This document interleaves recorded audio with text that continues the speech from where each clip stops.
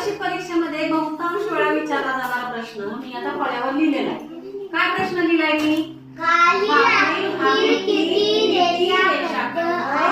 आहे खालील आकृतीत किती रेषाखंड आहेत आणि ते आपल्याला मोजायचे आहेत. बघा बरं, हा रेषाखंड आहे आणि या रेषाखंडाचे काय केले? तुकडे केले.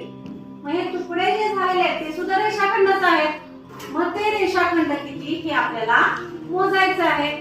असं जर बघितलं आपल्याला तर किती रेषाखंड दिसतात? 1 2 3 4 5 आणि 5 पर्याय आहे का याच्यामध्ये?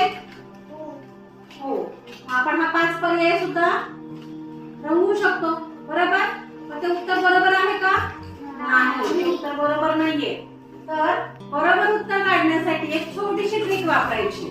काय ट्रिक वापरायची आहे? तर हे जे तुकडे झालेले आहेत ना, त्या प्रत्येक तुकड्यावर आपल्याला काय करायचं आहे? नंबर टाकायचा आहे.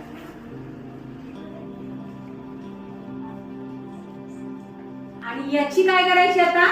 बेरीज करायची. बघा बरं किती येईल बेरीज? 1 अधिक 2 अधिक 3 अधिक 4 अधिक 5 किती येईल बेरीज? 15. मग आता हा 15 पर्याय आहे का बरं उत्तरामध्ये?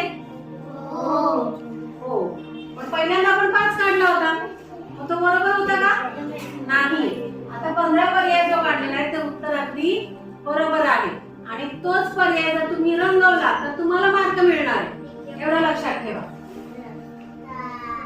आता खाली मी एक रेषाखंड काढलाय. आता त्या रेषाखंडामध्ये रेषाखंड मोजायला कोण येईल? खुशी येणार? येईल. आता खुशी तुम्हाला रेषाखंड मोजून दाखवणार आहे. काय काय करते ते बघा आणि तुम्ही सुद्धा तुमच्या डोक्यामध्ये कॅल्क्युलेशन सुरू करा. किती रेषाखंड येतील त्याचे.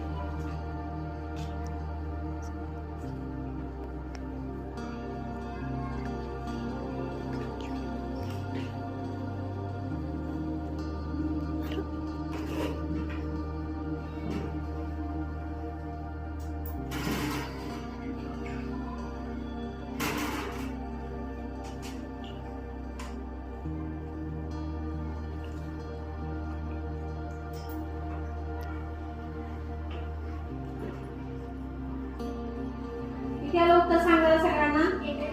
21 उत्तर आलं. बरोबर आहे का?